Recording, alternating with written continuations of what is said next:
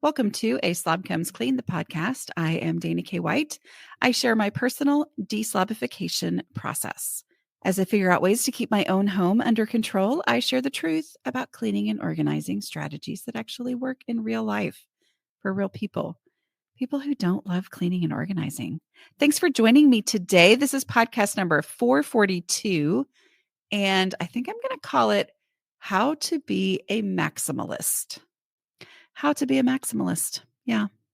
It's a term that I've started seeing. So I think it's a fun thing to talk about. Okay. But before I do, y'all, my newest book is coming out on February 11th. I have been working on this book for 5 years. So if you've been around for the last 5 years and you've heard me talking about working on a book, it's this one. In the middle of that, I wrote Organizing for the Rest of Us. But yeah, this is it. It's called, I'm sorry. No, it doesn't. It's called Jesus Doesn't Care About Your Messy House. Yeah, you heard that right. It is the spiritual side of things. And it's really important to me, and I want you to know about it. So my goal is to remove the shame, specifically any spiritual shame over this specific issue. And, you know, my other books have no spiritual content in them. And y'all know me, I'm kind of like just blunt. And so, this one is about Jesus because it's in the title, right? So if you get that wherever books are sold, you can go to aslobcomesclean.com/Jesus. And that is where you can get some pre-order bonuses, which includes a 5-day devotional, the first couple chapters, I believe it's a chapter sampler, and that you could immediately download. They're all digital. It's not going to come with the book. It'll be like immediate that you get there. And you get invited to a Q&A after it comes out. And just to be clear, I'm going to do 3 different Q&As. One is for people who are like, I am all in. Yes, got it. One is for people who are like, okay, I'm a little skeptical. Okay. And then one is for those of you who are like, yeah, no, nope, on the subject matter. So anyway, just want you to know you're all welcome if you choose to read it. And those Q&A invitations will be sent out after the book comes out, because the idea would be that you would pre-order it, read it, and then we can have the conversation after that. All right, let's get into the maximalist conversation. I love this word, maximalist. Since it's made up anyway, I kind of want to say maximumist, but whatever. It's a term that I'm seeing. I've seen it in some memes or articles floating around, but also I had just kind of noticed it. Have you noticed that the grandma aesthetic is somehow like becoming a thing again, right? And like kitsch is really exciting. I don't know how, but somehow the algorithm, capital A there, right?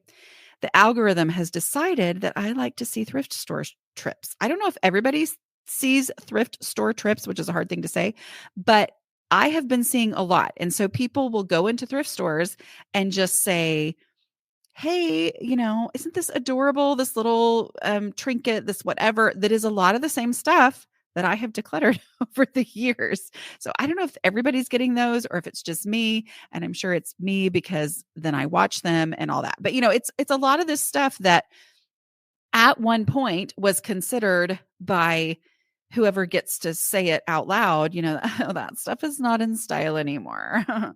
And now people are like, it is too. It's in style, right? Okay. So the reason we're talking about this is I got to protect y'all. Okay.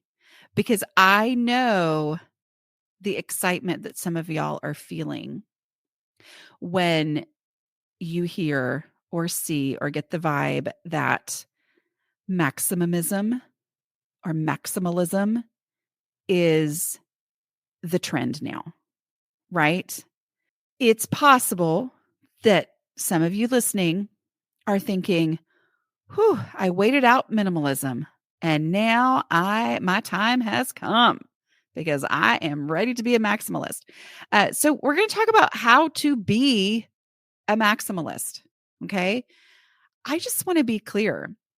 I've never encouraged you to be a minimalist. I know that a lot of times people, I feel like it's a little bit less now. Maybe it was when I first started on YouTube, and I'm sure it has to do with the fact that, I kind of got back onto YouTube after working with Dawn from Minimal Mom, that I had minimalists following me. But like the number of times that people would say things that showed they just referred to me as a minimalist or assumed I was a minimalist. And I was like, well, I don't guess you haven't really watched my channel, have you?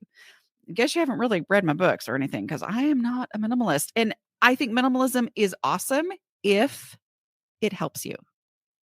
If it helps you to think of yourself as a minimalist or to have the goal of hitting this minimalism thing, then of course that's what you should do. If that is beneficial to you, then that's what you should do.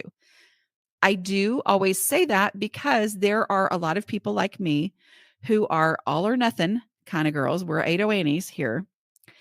If you don't know what that is, that's the character from Oklahoma, the musical that sings All or Nothing, which is not talking about stuff. I'll tell you that.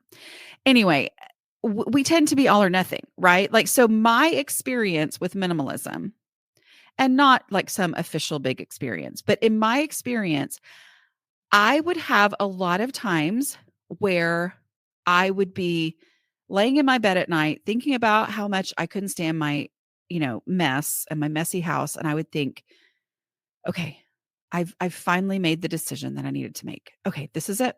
This is it. I have decided I am going to get rid of all my stuff. You know what?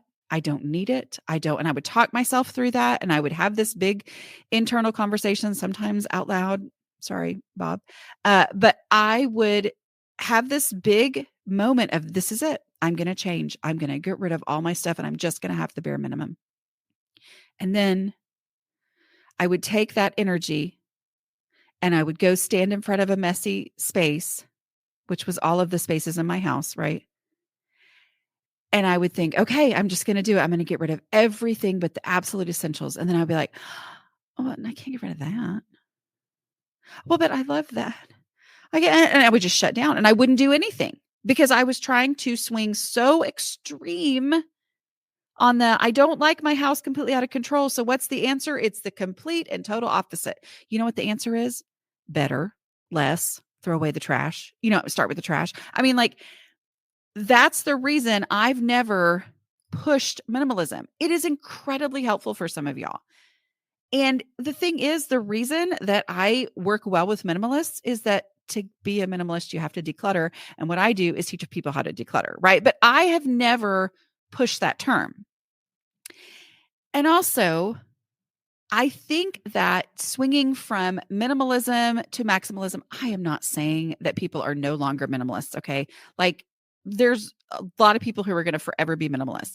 But I do think it's a reaction. I do think it's a fashion and aesthetic thing that we're talking about, is that there are people who want the cozy, more stuff, surfaces with displays kind of an aesthetic, as opposed to the sleek and empty aesthetic, right? And so it's an aesthetic thing. Y'all, I think I've told y'all this story before. Stop me if I've told you before. I'm just kidding. Y'all can actually talk to me because this is a podcast.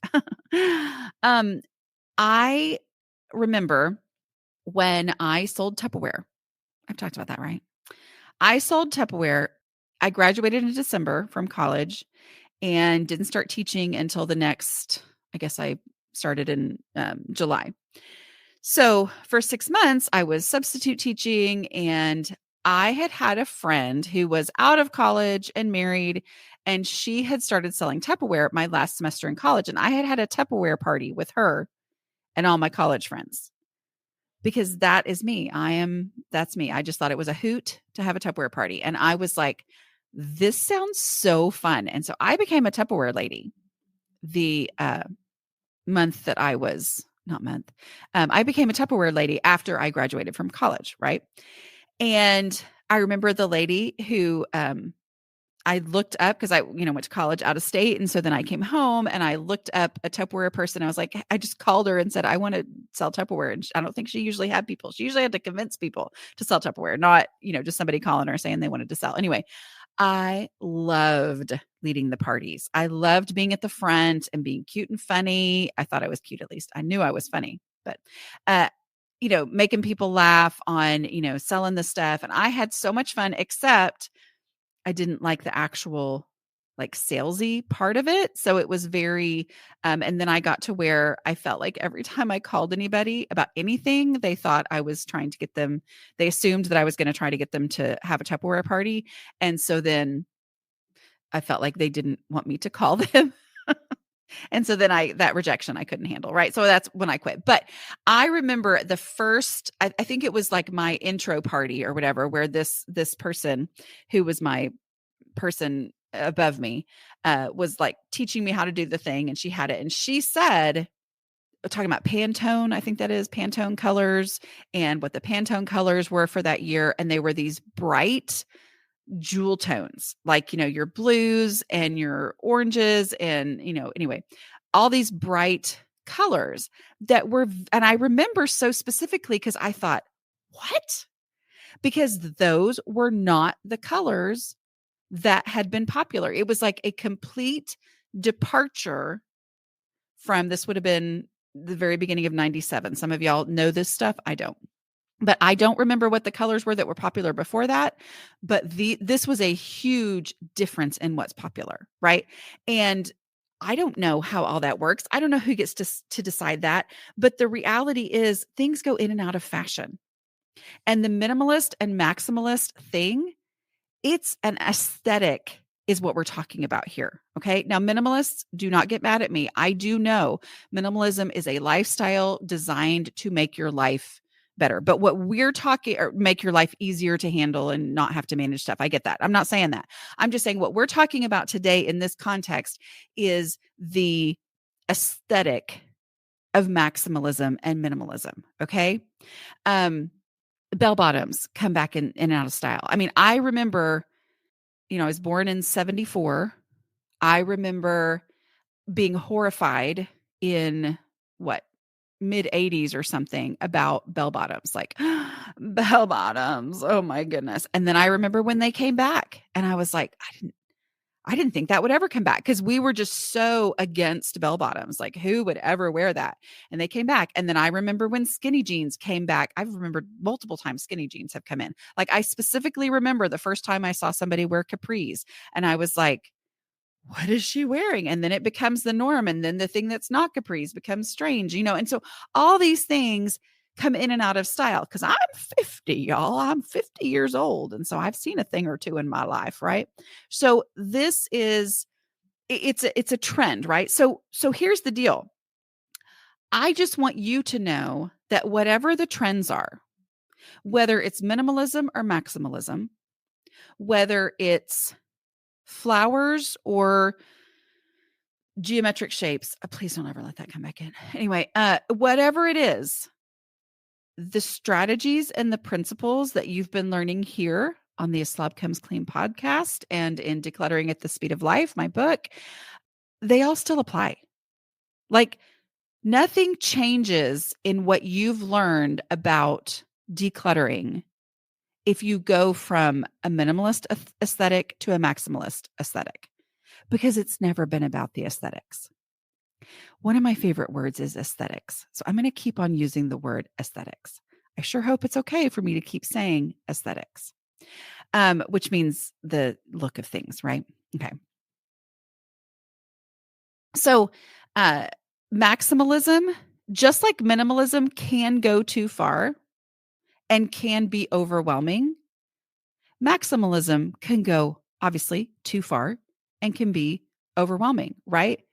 So in the same way that I never encourage you to just look at your stuff and say arbitrarily, I'm going to get rid of all of my pillows and all of my whatever because I can survive without them. In the same way, it's not going to be an arbitrary thing to say, whew, it's maximalism now. I'm going to buy every single pillow that comes across my path. I'm going to do it because y'all know what? That's what I used to do. And guess what? I couldn't handle it.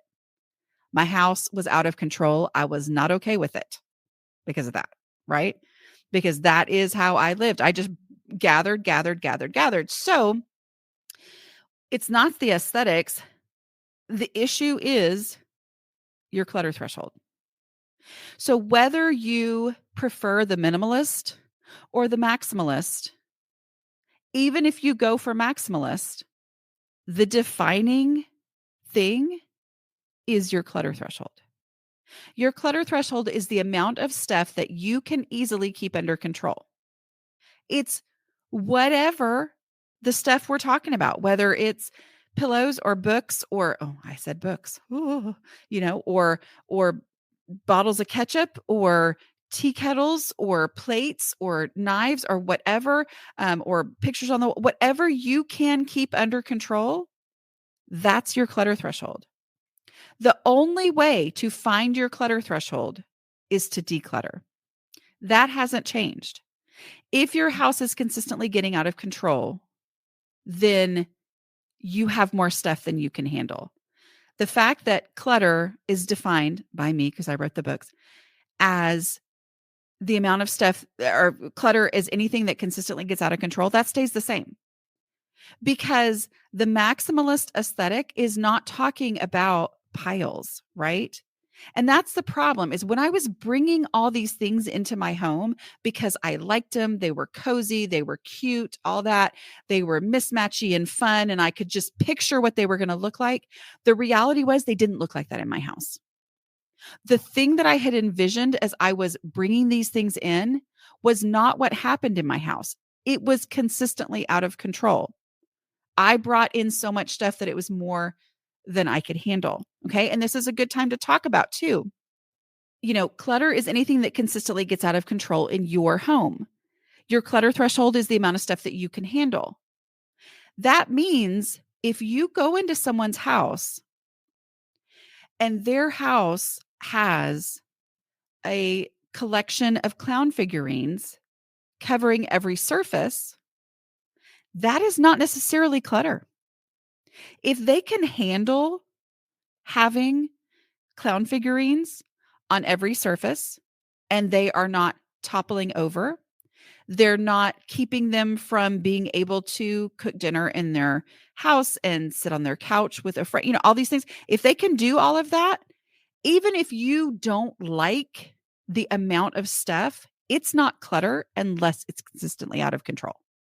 Okay. So many times when people hear clutter threshold, they think I'm talking about a preference, like what drives me crazy. Yeah. Like so-and-so's stuff that drives me crazy. And I'm like, well, okay. But if it's not your stuff and your space in your house, then okay. Like what's it now? Obviously it can be a frustration when you live with someone else who has a very different clutter threshold, right? Or a different preference for stuff. But people assume that clutter threshold is preference. It's not. It's what you can handle. So whether you're going with a minimalist aesthetic or a maximalist aesthetic, I'm going to say it as many times as I can. It's about the clutter threshold, what you can handle. Okay. Right. It's not clutter unless it's getting out of control, unless it is keeping you from being able to live your life within your space. Right. Okay. So things to consider though are, okay, I want more stuff on there. And that was part of what I had to realize. I did want the cute and quirky, my friend, one of my college roommates, and I've written about this in one of the books, I know, but I remember going to her house and I loved her house. And there was so much stuff in her house, but she comes from a family of people who are constantly tweaking and making it look very artistic. So they would have interesting, quirky things artistically arranged. I would bring in all these cool, quirky things, and it's not in me to constantly tweak and arrange and rearrange, right? And so that is the clutter threshold, right? For me, is I need to have less stuff so that I can maintain it, because I am not the type to go in and arrange and rearrange when it gets moved a little bit. Or do you tweak it? Do you maintain it? Am I going to want to dust it? All that kind of stuff, right? Like that is the reality there. So what are the things to focus on that don't change with minimalism being in style or maximalism being in style? And by the way, I am not saying that minimalism is out and maximalism is in. I'm not saying that at all, right? I'm just saying the reason I'm talking about this is I have started to hear this word and I know how so many of us are, right? As we go, oh, good, I can stop decluttering now. No. You didn't declutter because you wanted the aesthetic of minimalism. I mean, maybe you did, but you decluttered because your house was holding you back from doing what you wanted to do, right? And so all these things still apply. So it is still, whether we are going with a minimalist aesthetic or a maximalist aesthetic, it's still about where you would look for something first. It is. Where you would look for that item first is where it needs to go, no matter what your house is like.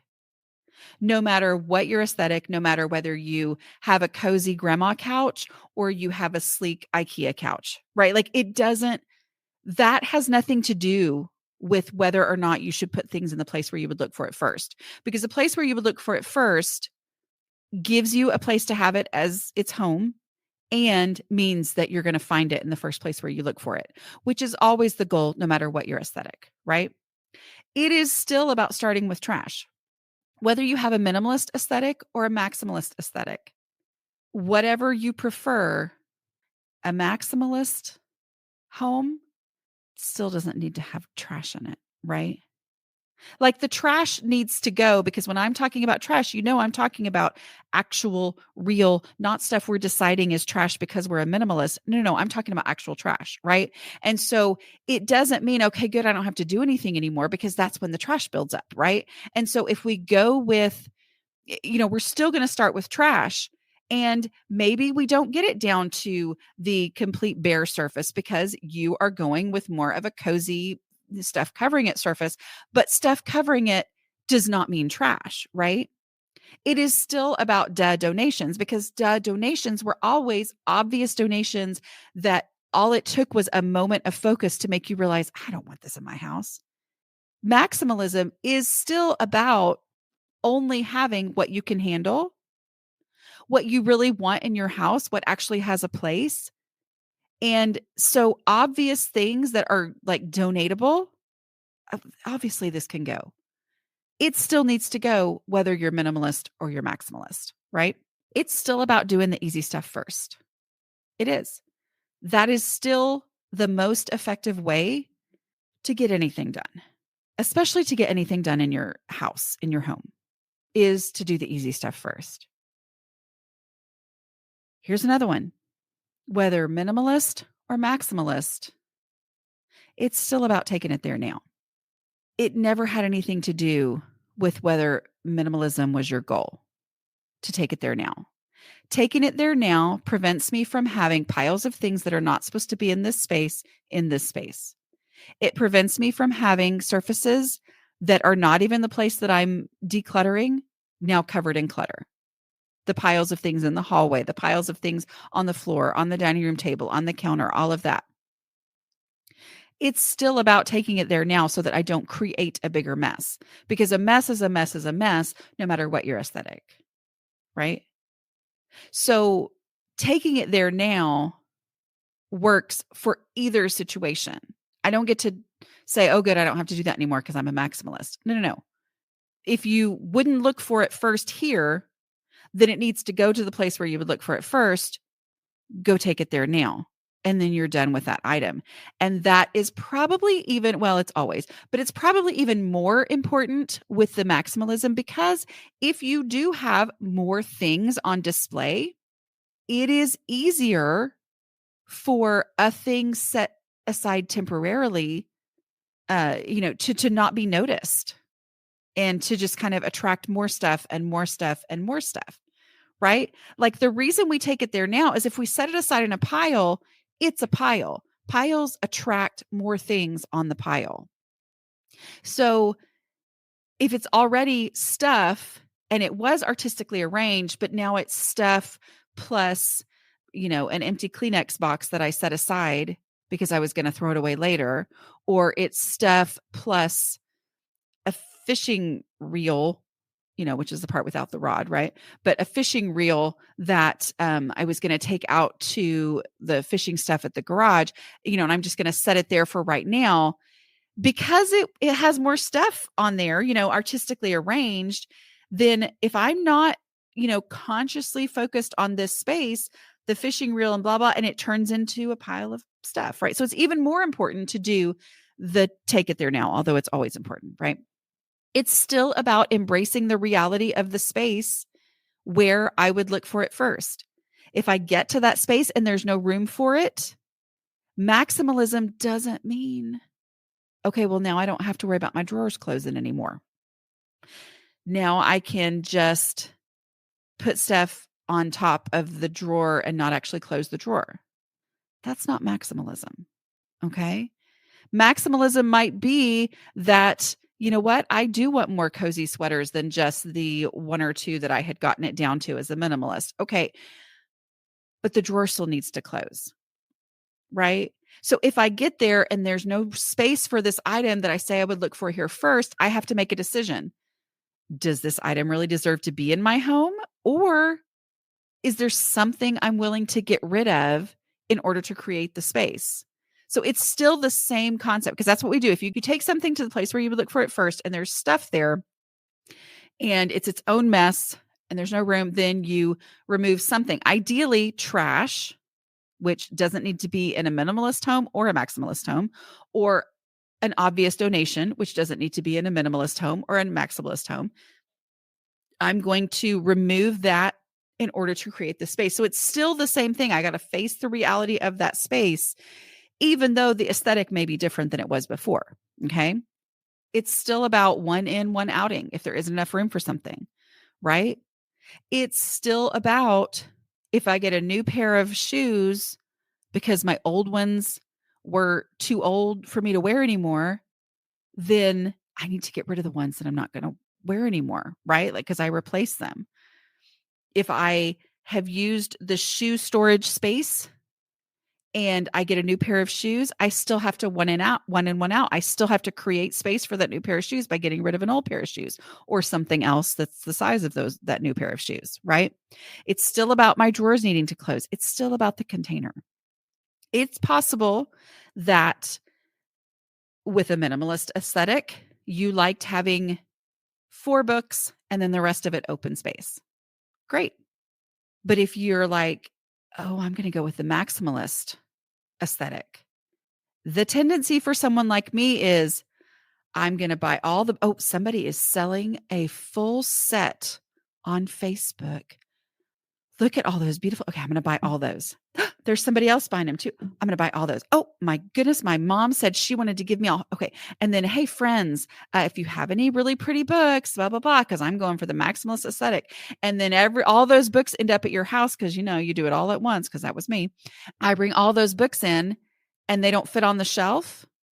Then there's no hope of my home being under control, right? If I can't get them on there. So maybe now the shelf is actually full of books. Great. That was always the way it could be. Okay. The only reason you might have gone less is because you needed that for it to be accessible and all that, but it still needs to fit within the container. That's the container concept, because if I try to keep more stuff than I have space, there is no hope of my house ever being under control. Right. And so therefore, I still have to embrace the container. Got it? I would love to hear from y'all how you feel about this trend. My reason that I bring this up is that I know we, as we are, okay, and I'm never saying that you're like me, right? But I am saying there's a lot of people listening who think the same way that I do, because I hear that from y'all all the time, right? So I'm just kind of giving you, here's my perspective. I know how I am. If back when, and I was completely overwhelmed in my home and trying to figure it out and struggling and not making any progress, if I would have heard this, oh, maximalism is the thing now instead of minimalism, I can totally see myself going, oh, good, great. But the issue was never that I wasn't a minimalist. It was that I didn't understand the realities of how my brain works, that I have a low clutter threshold and I can't handle as much stuff as I had in my house. I simply can't manage that much stuff. I can't do it. It was never about how it looked, because it didn't look good in any way. It was about the fact that it was making me bananas because I couldn't handle all that stuff. Right. And I can see myself starting to buy more and more thinking, oh, good, the maximalist aesthetic is in. maybe once I get the right stuff, someday I'll actually have all the things to put up and make it have that look that I want, right? Like, cause that was my thing. I didn't like the way my house looked, right? And I liked the idea of these really cool displays of all this quirky stuff. And because my house was out of control and wasn't, I would try to decorate, but then it would turn into piles, right? And I would think, okay, well, I don't like the way my house, oh, this is a cute thing. I'm going to get that thing and bring it in. And maybe that thing will be the thing that completes it and makes it look right. Okay, well, maybe that thing, and then maybe that thing. And then shouldn't I have all the things so that once I do actually get it to where I want it, I'll have all the things I need to choose from, blah, blah, blah, yada, yada, yada. Right. And it didn't work. The thing I needed to do was to declutter. Minimalism has never been my goal. Right. What I have realized is I just got to go with the realities of the space, the container concept. I have to go with the realities of what I can handle. The thing that has gotten my house to where I want it to be is acceptance of reality about my space and my stuff. And as I got to that point, I've realized that is nothing to do with decor or style. Whatever the style is, however it changes, those things still stay true. Okay. Okay. I hope this was helpful. Just a reminder, go pre-order my book and then go grab your pre-order bonuses, which you can download right now at aslobcomesclean.com/Jesus. All right. I will talk to y'all next week. Bye.